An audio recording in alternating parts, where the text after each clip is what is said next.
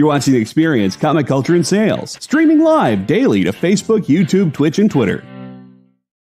Hey, good afternoon, everybody. Welcome to the Dan Wickline Show. This is the cold open, so I said that and I wasn't supposed to. We're a little befuddled and confused right now. Have some things behind the scenes going a little off target, but we are going to do our best to get back on track and have a good show. So let's dive right in and see what happens. Stay tuned.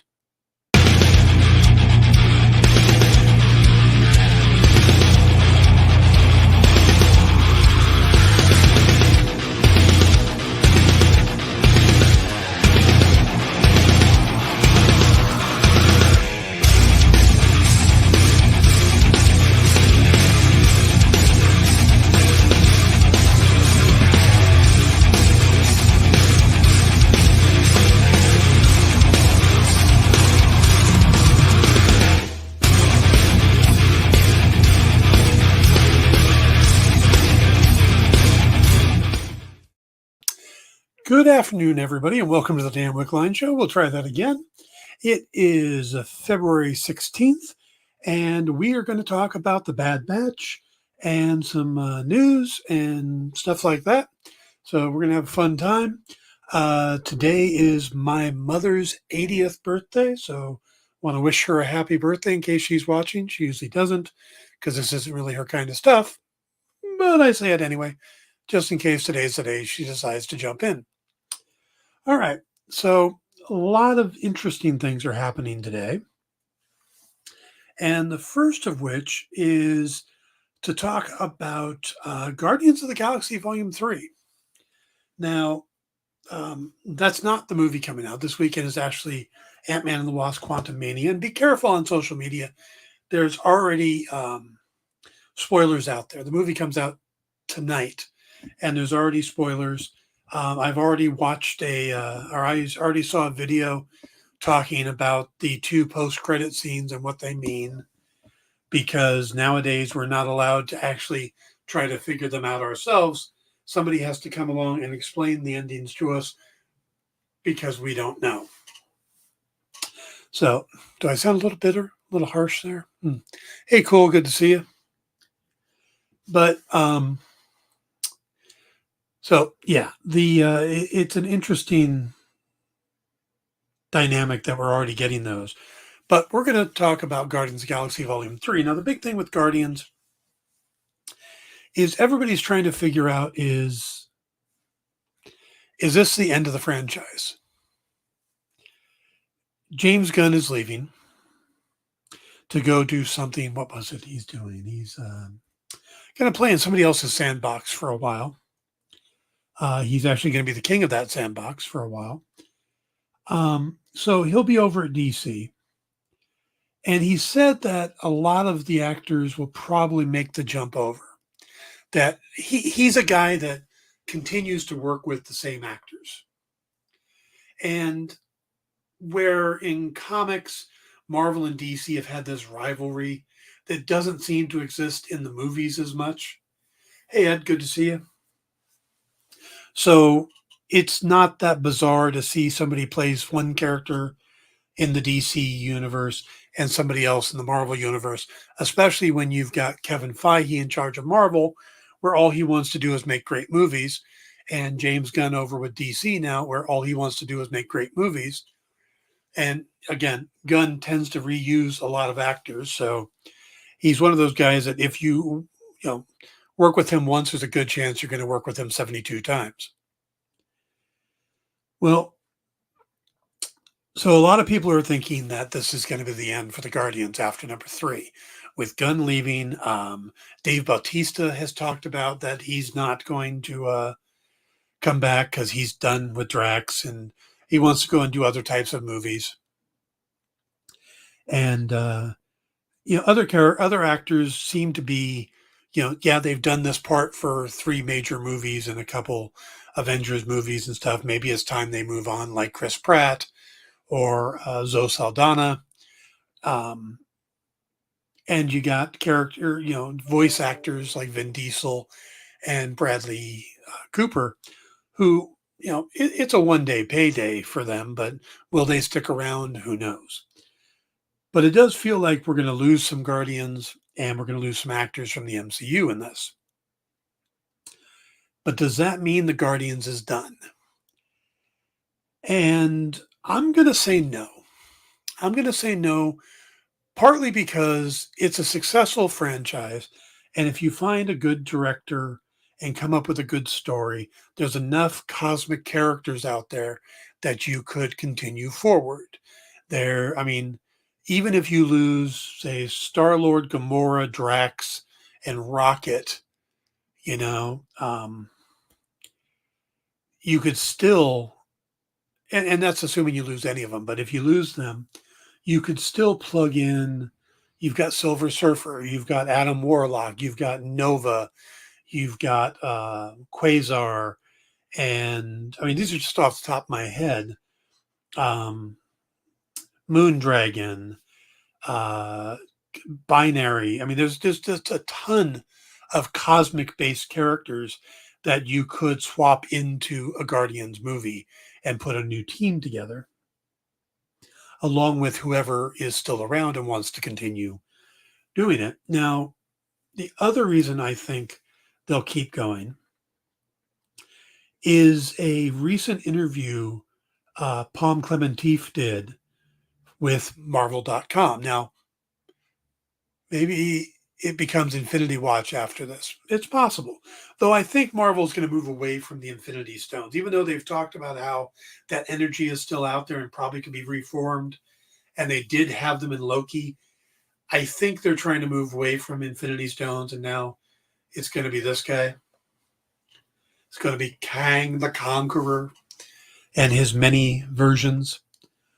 But what Palm said, and Palm plays Mantis, if you don't know. Palm says, when asked if this is the end for the Guardians, she basically says it's the end for the family that is the Guardians for now. It doesn't mean it's the end for the Guardians itself, or it's not the end for, you could spin off cosmic characters. So she did talk about spin-offs, and she talked about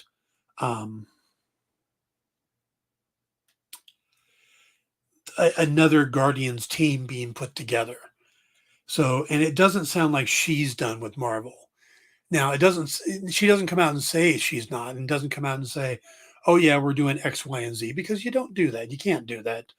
But, in her mind, she's not, it sounds like if they want her back, she'll come back. And again, you've got a brand new character in Adam Warlock being introduced with a young actor that I could see them keeping around. You've got a ton of other cosmic characters, and you have a franchise that does well, out of nothing. I mean, Guardians of the Galaxy was a big risk, and now it's one of their biggest popular franchises. So, do you just stop making Guardians movies, or do you just find a new team, just like the Avengers? Do you just find new Avengers? You find new Guardians. And it could be a formation like the Infinity Watch, but I don't think they give up the title Guardians. I mean, the next movie could be Guardians of the Galaxy Infinity Watch, but I think they're going to stick with the name Guardians of the Galaxy. I don't know if they'll keep doing Volume 4, Volume 5, Volume 6, because that's more of a James Gunn thing, but I could see somebody picking up from Guardians 3 and taking it in a slightly different direction, but keeping enough elements that people still recognize the property. So again, I don't think Guardians is going to end, as much as they are trying to make it seem like it in the trailer. I mean, in the trailer, it feels like everyone's going to die. I mean, it is just going to be a bloodbath. All we're going to have left is Gamora's twitching arm and a sapling of Groot. But I don't think it's going to be that bad. I don't think Marvel does that when you have that many popular characters. If somebody wants out of their contract or done like Bautista says, then I think, yeah, they write that character out. But somebody like, I mean, we're going to get a death or two, but will it be all of them? And will it be, I mean, they're really pushing Rocket and Star-Lord as the guys that are going to die. So I think most likely they won't, is that type of thing. Or at least I don't know about Rocket. You could just keep going because he's an animated, or he's a CG character. So as long as Bradley Cooper is willing to put in the day to do the voice, and you could replace the voice actor. But so, yeah, I don't see Guardians being done after the third one. But again, I want to remind you guys, try to avoid spoilers on the Ant-Man. I know the critic scores have been low, but I'm waiting for the fan scores. I think those will be more important. Critics tend not to get these kind of movies, when they do something so different. Critics tend to go in with a closed mind, expecting X, Y, and Z. And when they don't get it, they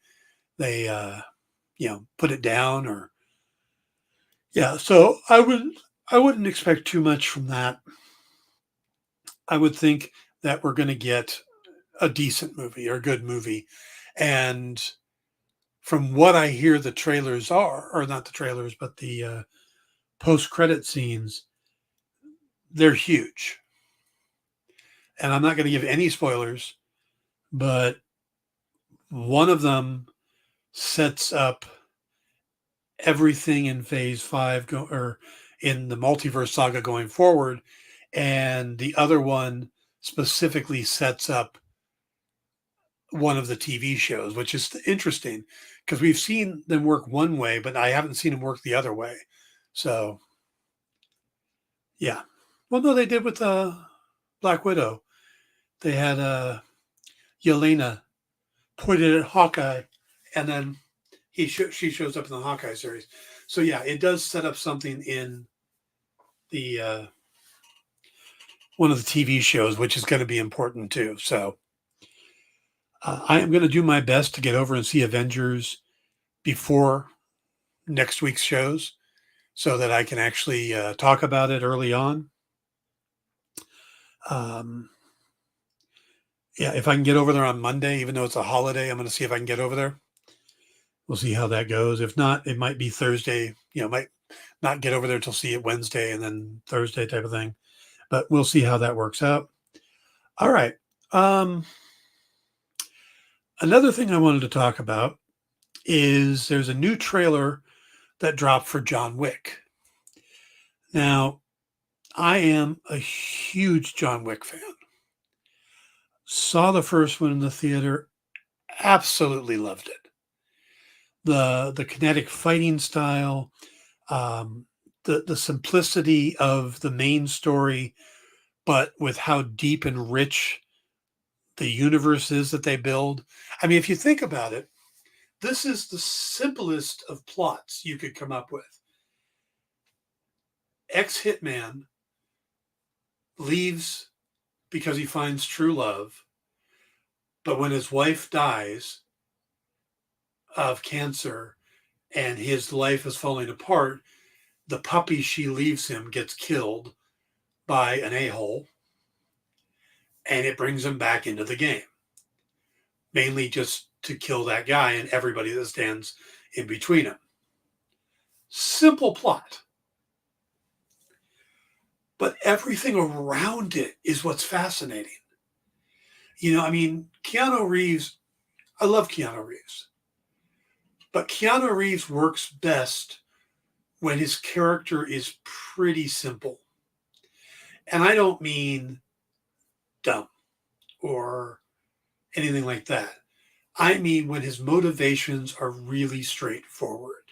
You look at movies like John Wick, you look at movies like The Matrix, or even the Replacements, where he's the quarterback. Those movies, really great. He plays these characters, he plays them well, those type. But when he starts trying to get into these more sophisticated characters with more gravitas and stuff, I don't know if his acting is that great, but hey, Backwoods, good to see you. But he's a great, everybody loves him, and he's gotten this resurgence with the John Wick movies. So again, I'm a huge John Wick fan. Love the first one. I love how the second one just kind of picks up from the first one, and we're just following this whole thing. And one day I'm probably going to sit down and just count the bodies that he has left behind, all because his dog died, got killed. And I realize they've tried to make it a little more complicated. Well, the dog is because of his ex-wife, and the car stolen car thing was, well, the picture of his wife was in the car. So it's really all about his wife. But come on, let's be honest. It's about his dog. It's all about the dog. You killed the guy's puppy, and we've been wreaking havoc for going into a fourth movie now. He's bringing down an entire established world of hitmen and breaking all the established rules, and nobody can take him down. And it is the most over the top, ridiculous plot. And they're so much fun. I absolutely love those movies. So I watched the new trailer. And it doesn't tell us anything.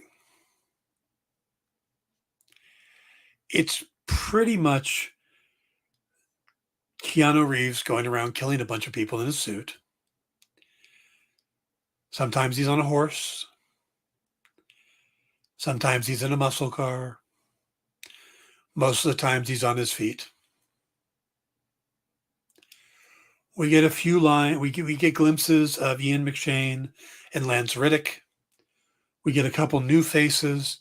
We don't get to see Clancy Brown, who's supposed to be in it, which is a huge draw for me too. And we see a dog. Now, this isn't the dog he ended up with at the end of number 1 and into number 2. I think this is actually one of Halle Berry's dogs from number 3, but it's hard to tell because it's a German Shepherd, and the one he ended up with in 2 and 3, or in number 2, the end of 1 and number 2 was a pit bull. So is this a new dog or what's going on? Anyway, it all comes down to the fact is that they don't give us any of the story. We know he's still hunted. We know he's on the run. But we don't know who he's going up against. Is he going up against the entire upper echelon of control of this place? At one point, Ian McShane tells him to challenge somebody to one-on-one combat. Yeah. JD says he should kill a guy on a horse, then look down at the camera and say, "I'm on a horse." Then we find out that all these movies were one big Old Spice commercial. JD. You made me read all of that for that joke. Damn. Look, I'm in. I'm going to go see this movie. The John Wick movies are just beautiful. And all the different ways he finds to kill people, the action, they're just so much fun. You suspend disbelief, you go in and you watch him on a killing spree, and it's just great. But I really need some more plot here. I need to know what's going to go on. So I'm hoping we're going to get another trailer that will give us a little more details of what's going on. And we'll see where Clancy Brown fits in and some of these other characters. So this felt more like a teaser trailer with a bunch of people being killed and him going through a lot of bullets. That's a lot of bullets he goes through. But we got Larry Fishburne back. We got Ian McShane back and Lance Reddick. So it's going to be good. So All right, let's go ahead and we'll take our first break. And when we come back, I want to talk about a specific comic creator and we'll talk about the Bad Batch. So we'll be right back. Why was Princess Zelda sad after watching a bunch of YouTube videos? She couldn't find the link in the description. We'll stop if you subscribe to our YouTube channel. It's super easy. Click subscribe and click the bell when you do. And thanks for supporting the EXP. Comic Collectibles is here for you every Wednesday with AR Comics for two very important reasons. To sell you rare, one-of-a-kind comics that you'll love, and to confuse AR with old man talk. You see, Rex and John are, how should I put this, ancient as the roots of the mountains. So every week, Rex and John fill in AR in yet another area of pop culture that he missed because he's too young, just didn't have the time, or just really doesn't care about. It's a real public service they provide. Come buy some super rare and unique comics, while old men explain long-dead sci-fi shows to a younger man making that confused puppy face. Every Wednesday from 6 to 8 Eastern with Rex, John, and AR Comics. Comic Collectibles on The Experience. Comic culture and sales.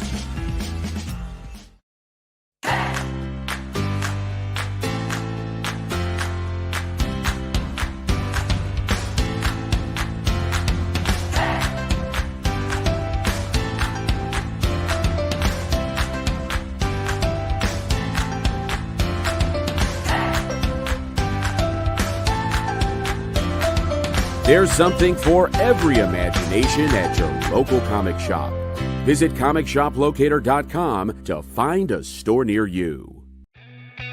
Programming on the EXP is made possible by viewers like you, or your local comic shop, or that Kickstarter you backed, or the publisher you like, or comic industry professionals who want to share a message with the world. Really, anyone who wants to advertise with us can. If you're interested in seeing a product you know and love, or are creating, or are publishing, or are involved with, advertised here on The Experience, and having your message shared with our viewers, please reach out by scanning the QR code below or visiting our website and using the contact form.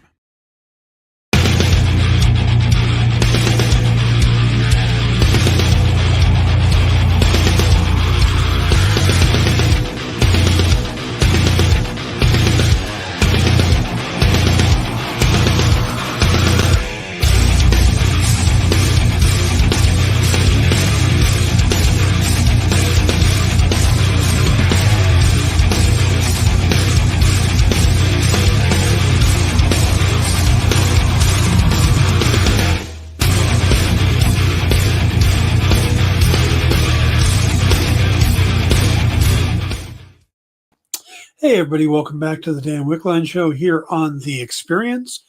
We've got a great lineup today. I wish I remembered what it was, but I believe that right after this will be What's in the Box, where Jenna takes over. And then we've got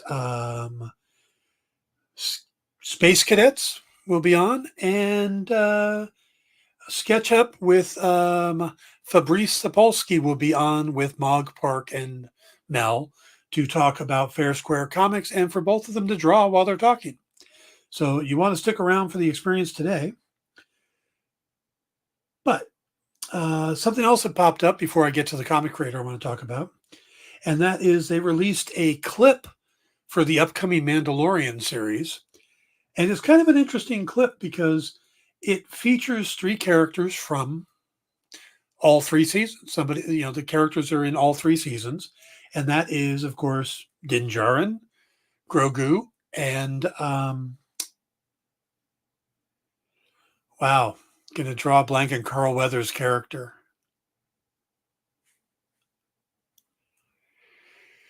JD, help me out. Who does Carl Weathers play? Anyway, they're back on Navarro, and Mando has come in to see him. We don't really see Grogu in the scene until he is already hopped up into Grief's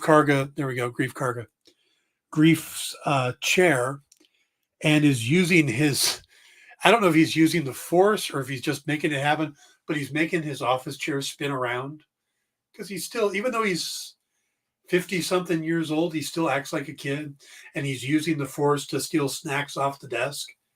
But in all of this, Greef is trying to convince Mando to come settle down on Navarro. The whole place is getting better. We've seen it in the trailer. The city has gotten improved. It's becoming more of a city and less of an outpost. He's showing him on a map where there's some land that he could give him so that he would actually be a landowner, and have certain rights and stuff on Navarro. It's kind of an interesting take in that, Greef is like, look, we're going to set you up here. You will be landed gentry. You'll be somebody here. It's safer here. We've made it safer. Plus, having Mando stick around means that he's going to help protect everybody, right? You see what Greef is getting at there. And of course, Mando's like, no, I'm not done yet. And he's like, but what do you mean you're not done? You still got the kid, but you've already taken him back and then brought him back. And I don't know what's going on. And basically, Mando is still on the mission to become a Mandalorian again, to bathe in the waters under, So, but it's just, I found it interesting though, how much Greef was willing to basically bend over backwards to get this guy to stay. It's a neat little scene. Plus, it's really fascinating to me to see how much Navarro has improved. Because in a lot of ways, Navarro felt like Tatooine. And while we've seen Tatooine pop up in a lot of different shows, it's always been the same. It's just, we know it used to have water, but now it's a desert planet, and it's all these little tiny towns and villages and stuff. And, it's not a good place to live. But Navarro seems like it's actually starting to thrive. They're building things up. So I really like that approach and seeing the changes like that. I think that's pretty interesting. Hey, Kenneth, good to see you. All right, let's talk about a comic creator that I don't think gets enough attention. Now, when you think of Marvel comic, when you think of DC, you've got Simon and Schuster, who created Superman. You've got Bob Finger and Bill Kane, who created Batman. Paul Norris, who created Aquaman. William Moulton Marston, who created Wonder Woman. And just down the line, you've got all these amazing artists and stuff and writers. But most of them have created like one character here, one character there. And they start filling in the backstories and stuff. But overall, they've got their character that they're famous for. When you come over to Marvel, it tends to be a little bigger. Stan Lee and Jack Kirby are credited for creating a ton of characters. The X-Men, the Fantastic Four, Jack and Joe Simon created Captain America, but in a lot of ways, Stan and Jack recreated Captain America when they brought him into the 60s. They're very different characters. And if you really are interested in that and why I think they're almost completely different characters, check out a book coming out later this year, probably in April, called The Old Order Changeth, where I get to do a 10,000 word essay on the origins of Captain America and the differences and stuff like that. But that plug aside, a lot of the Marvel universe is based off, the Marvel Cinematic Universe is based off the characters of Stan Lee and Jack Kirby, or variations with Stan Lee. You got Iron Man, Captain America, Groot, just down the line, the Hulk. But there's a character who doesn't get, his name up there with Lee and Kirby and Steve Ditko and John Romita and stuff like that, because he's in kind of the next wave of creators. Maybe even, like wave 1 or 2 later. And that's Jim Starlin. Jim Starlin is probably best known for, well, he worked on Batman, Captain Marvel, Cosmic Odyssey, Dreadstar, Silver Surfer. He's credited for co-creating characters like Thanos, kind of a big character, Drax the Destroyer, Gamora, Nebula, Shang-Chi. He's co-creator of Shang-Chi. He's also the guy that wrote and drew a lot of Captain Marvel comics, including The Death of Captain Marvel, a lot of Adam Warlock, who we're about to get a bunch of, and of course, the Infinity Saga, Infinity Gauntlet, Infinity War, the whole thing that Marvel used for phase, the first saga, the first 3 phases, is stuff that Jim Starlin came up with, and while he was doing all this and playing with, jumping over and playing with some DC stuff and doing Silver Surfer and Doctor Strange and then Jack Kirby's Fourth World stuff. I mean, he scripted the death of Jason Todd even. So, I mean, he's really just kind of all over the place. Plus, he went over when Epic Illustrated was a thing and created his Dreadstar saga.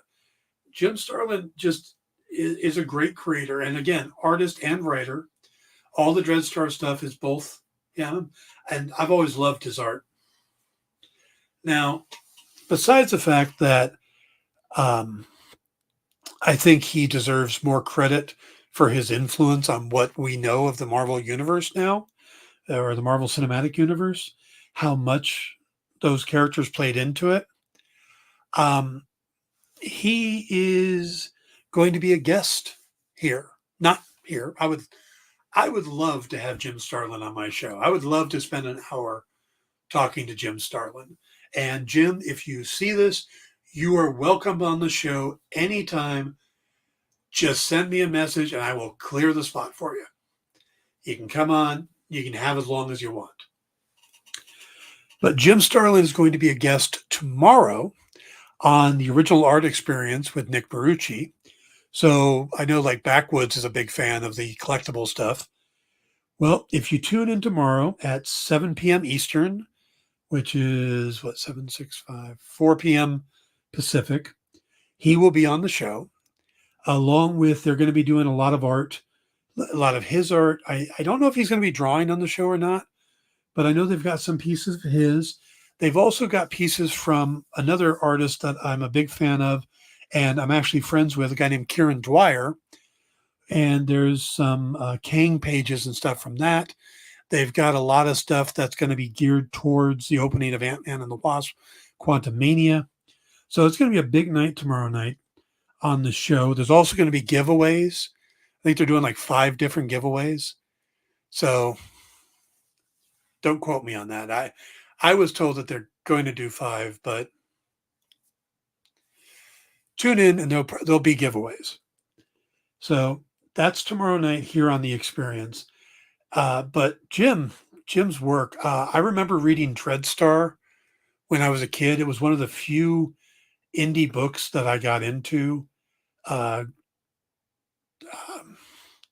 Dreadstar, Sable, what was the other one? Grendel, Faust. I know I wasn't supposed to be reading Faust when I was a teenager, but anyway, those were the indie books that got my attention. And I really loved the Dreadstar. And when he would come back to Marvel and he would do these big cosmic adventures, this was before the big mega deals, this was before all of the, House of M's and Mutant Massacres and Secret Invasions and, where they're doing this big event thing every year. He would do like in the Infinity Gauntlet was one miniseries, but it pulled in like all these characters. And it did the same thing with Infinity Quest. And I mean, just Jim is an amazing writer. And again, I just think he deserves more credit. And he's going to be on the show tomorrow night. So you'll want to tune in and check it out, see what he's going to bring. If he Is he signing stuff? Is he doing some art? I don't know. But if not, even if he's just on there talking, it would be entertaining. So tune in tomorrow night for that. All right. Let's see. We're going to go. There's something I want to get your guys' opinion on. I am thinking of doing a rewatch of the MCU. Now, Ed says, sorry I missed the second half of your show yesterday. Did you think the final scene of Vox Machina looked weird? The dragons look like a video game to me and different. Yeah, we did bring that up, Ed. It did feel like they substituted art styles. They brought in CG art it just didn't quite work.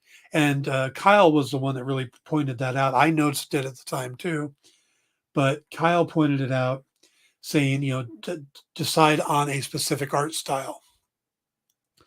And they didn't. So that was one of the knocks against the finale. I didn't have any other problems with I thought the rest of the show was great. There was that problem with the art, but overall I liked the show. Kyle had some issues with some of the things that they did in it, thinking that it took it out of the game playing aspect, which I don't know. I don't consider that a big deal, but he does. So it says, me too, loved it. Just that last scene was off. Yeah. Yeah. The art on that, I don't know what happened there. But hopefully it won't happen again when they do a third season or they do Mighty Nine. Well, the belt has done nothing but the beard yet. Matt Mercer has this tendency to throw little things in and play it out for a very long time and then come back to it. There's a couple examples I can think of, but all of them are spoilery, so I don't want to say it, but he'll throw a character in and then you don't realize that they're important. And then down the line, they become huge, or an object or something like that, or an event, minor event that becomes huge. So yeah, keep that in mind. He did that throughout Vox Machina. He did it throughout Mighty Nine. He's probably doing it through whatever the new group is called. So, but yeah, so far the belt has done nothing but given him a beard. And it could be something as simple as maybe when they started playing, Travis didn't have a beard and he grew a beard and Matt thought his character needed a beard too. It really could be something that simple, but it's a fun show and they do crazy stuff like that.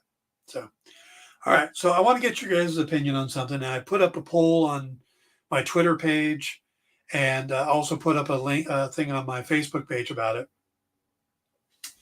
But I'm going to do it. I think I'm doing an MCU watch. I've got a potential co-host for it. My buddy Braden. And what we're thinking of doing is going through each show and then talking about it for an hour, record it and play it. I don't know. It'll be on my channel. It'll be here. Don't know yet. Still in the early working stages of that. But kind of since the Infinity Saga is done and Phase 4 is done, figure it's a good time as we go into Phase 5. Now, I'm trying to figure out what would be the best way to watch them. And right now I'm thinking there's basically 3 ways you can watch the MCU. You can watch them in release order, just how they came out. Iron Man, Hulk, Iron Man 2, Thor, Captain America, Avengers, just down the line.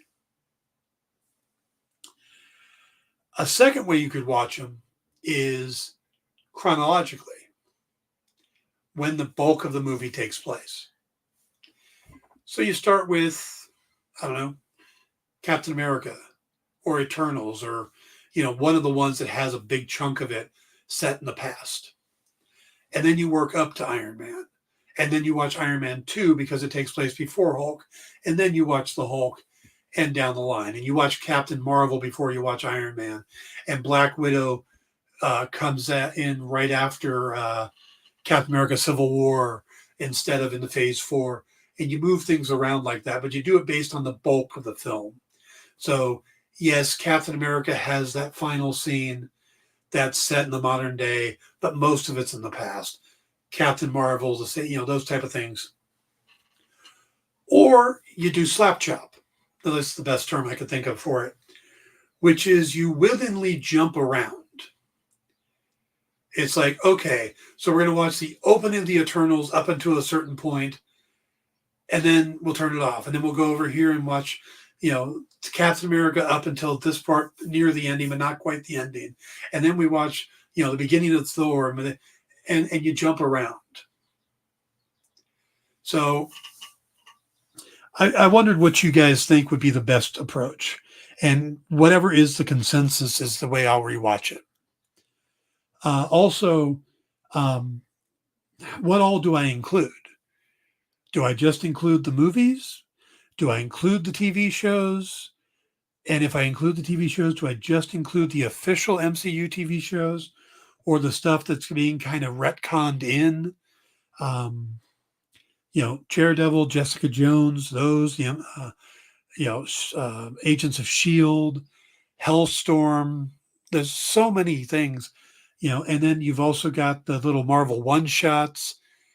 So do I do like a complete immersive watch, or do I just hit the movies and the official MCU TV shows? So I want to get your guys' opinions on what you think I should do. All right. When we come back, we will talk about The Bad Batch. Be right back. Did you know that every Experience show, including some exclusive content, streams on Twitch? Check it out. Twitch.tv/the_EXP. Or just scan that QR code. Did you know that across America there are over 2, maybe even 3 live stream producers who can't even afford Mountain Dew? Take Brian here. Brian has gone 2 weeks without a sip of Red Bull. If it goes on much longer, he may take a shower and get a real job. Situations like this are as tragic as they are preventable. Join the experience on YouTube and gain access to special emojis and members-only streams. For less than a cup of coffee, you can keep socially awkward hermit people working from their parents' basements where they belong. Scan the QR code on the screen to join. You'll be glad you did.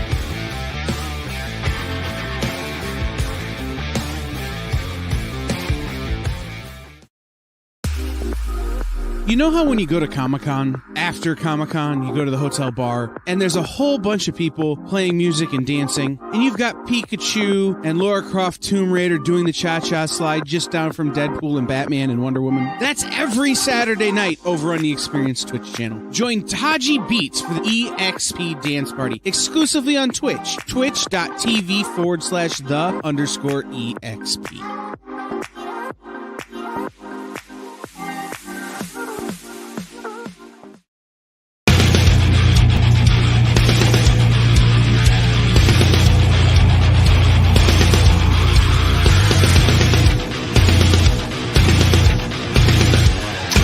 I guess we're back. All right.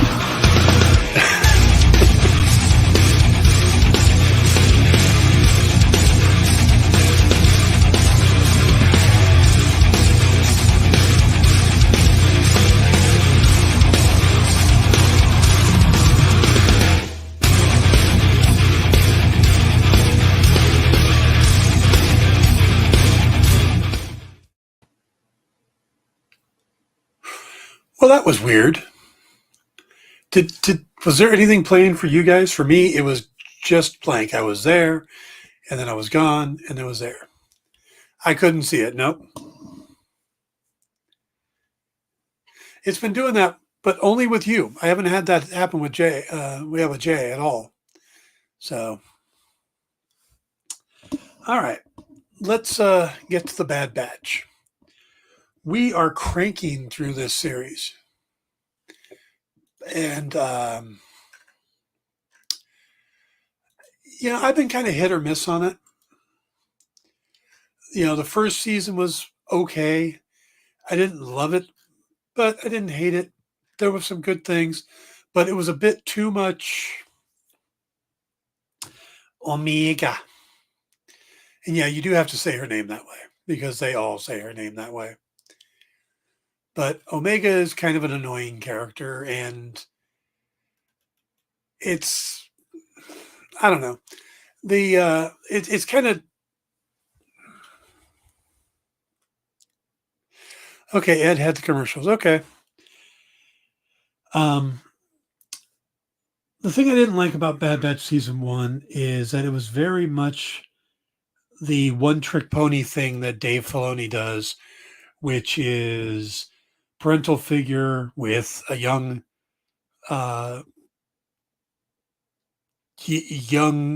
orphan-type character with some powers and stuff. Hello, Dr. Mad. Greetings from Britain. Well, hello, Britain. So, yeah, that's what I had against it, is that it just seems that Dave Filoni is just kind of doing that same thing. He did it with Mandalorian. It's kind of what they did with Obi-Wan. It's what the Clone Wars was with Anakin and Ahsoka. It's like, okay, I get it. You want to have a young character so that the kids will relate, but I think your audience, let's mix it up a bit. We don't need to do that every single time. So that was my knock against that. And also, in a lot of ways, this has been a continuation of the Clone Wars. So you really kind of needed to have seen the Clone Wars to get some of the stuff going on here. Captain Rex and Captain Cody and,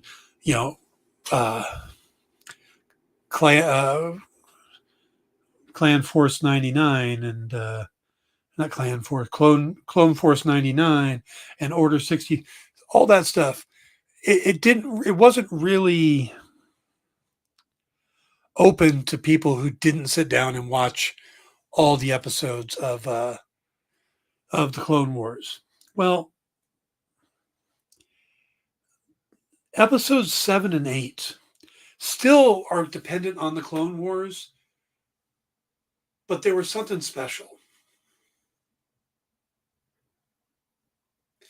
Oh, good, Doc. 7 and 8 featured a senator trying to help out the clones as the Emperor is trying to replace them. Or Palpatine is trying to replace them through Admiral Rampart. And is he Admiral Rampart or General Rampart or something? I don't know. But there's this movement to replace the clones with some conscripted soldiers who would become stormtroopers. And there's a question of, well, what happens to the clones? I mean, we created these people. What happens to them? And most of them were created for war, and that's all they want to do. They want to keep fighting. So the idea that they're going to be put out to pasture isn't popular with them. But the question comes up about the destruction of the cloning base on Kamino. And it comes out that it was destroyed by an imperial fleet led by Rampart. And that's where things get interesting, because episode 7 doesn't have any of the clone guys in it, or the Clone Force 99 in it. No Hunter, no Wrecker, no Echo, no Tech, not even Omega. It is a kind of a clandestine spy thriller as they talk to a deep throat type character trying to learn what's going on. There's an assassin trying to kill him. Bail Organa gets involved. It is a pretty intense episode. And again, none of the Bad Batch are in it. Commander Rex shows up, which is great, or Captain Rex. Is it Commander Rex? It's Commander Cody, Captain Rex, I think it is. But Captain Rex, who's basically become kind of a leader of the Resistance, or a member of the Resistance, shows up, and then he calls in the Bad Batch in episode 8. And it's pretty fascinating as you see them working to reveal what happened on Camino and reveal that Rampart was behind all of it and try to stop whatever is in the works. Doc says, I'm still hoping we'll see some kind of clone uprising, which happens as well in Legends. Yeah, that's the tough thing with Legends is not all of it is canon anymore. But they do seem to be going out of their way to canonize a lot of it. So, by the way, I like your hitchhiker's avatar. Ed says, I did your MCU poll on Twitter. I couldn't find it on your Facebook page. All right. Thank you, Ed.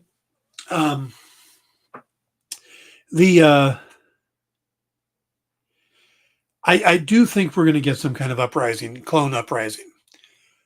But what we saw in those 2 episodes bridges a lot from the prequel to the main Star Wars. Because in A New Hope, we have stormtroopers, conscripted stormtroopers. At the end of Revenge of the Sith, Attack of the Clones, whichever order that, I think it's Revenge of the Sith. At the end of that one, we have clone troopers. So how do we go from clone troopers to conscripted soldiers? What happens? And those 2 episodes go a long way into answering that question of why it happens and everything else. Also, we get to see a lot of the political machinations of Palpatine. It was pretty interesting because he's not showing up to the Senate meetings anymore. And in doing so, he's basically putting out there that these things don't matter. I'm running the empire, the galaxy, and I'm not even bothering to show up at the Senate because the Senate doesn't matter anymore. But he does show up as the Clone 99 guys find the information to make it seem like, or to reveal that Rampart destroyed Camino and all this other stuff. And what you end up with is them playing into Palpatine's hands. He gets a patsy in Rampart. He gets all the Camino destroyed. He gets the cloning people off to wherever he wants them so that somehow the Emperor returns or Palpatine returns. He also gets to say to the Senate, well, look, Rampart gave the orders, but all of these clones participated, which tells us we can't count on them because they just follow orders. They don't think for themselves. They don't know when someone is being bad. So in a way, doing all this gives him a reason to get rid of all the clones. And it is interesting how they pull all of that off. Yeah, I was really impressed by it. Those are probably my 2 favorite episodes we've had this season. You can throw in the Crosshairs episode with that, which says that most of my favorite episodes don't have the Bad Batch in it. but both of them were really good. And then at the end of it, Echo, who is not an original member of Clone Force 99, leaves the team because he wants to work with Captain Rex in helping people. And the next episode is a lot of the fallout from that. Omega losing a member of her new family and her being upset because the others aren't upset. And it's kind of an interesting setup. And now, we have to see how that goes. They've lost their ship. They're stranded on a planet. That's a whole nother thing. But the 7 and 8, just they're the episodes that make me go, yes, there's a reason the Bad Batch exists. That right there is brilliant. So let's see. Doc says, thanks. I'm surprised people still remember Hitchhiker's Guide to the Galaxy. The late Douglas Adams was a genius. Well, besides me being an old man, when I was in high school and doing theater, we did festivals. We would go around to different schools and compete in festivals. And we did a take on Hitchhiker's Guide to the Galaxy. And so I read it for that, and I got hooked on it. I played Eddie. And so Hitchhikers has always been a thing for me. I've listened to the radio program. I watched the old TV series they did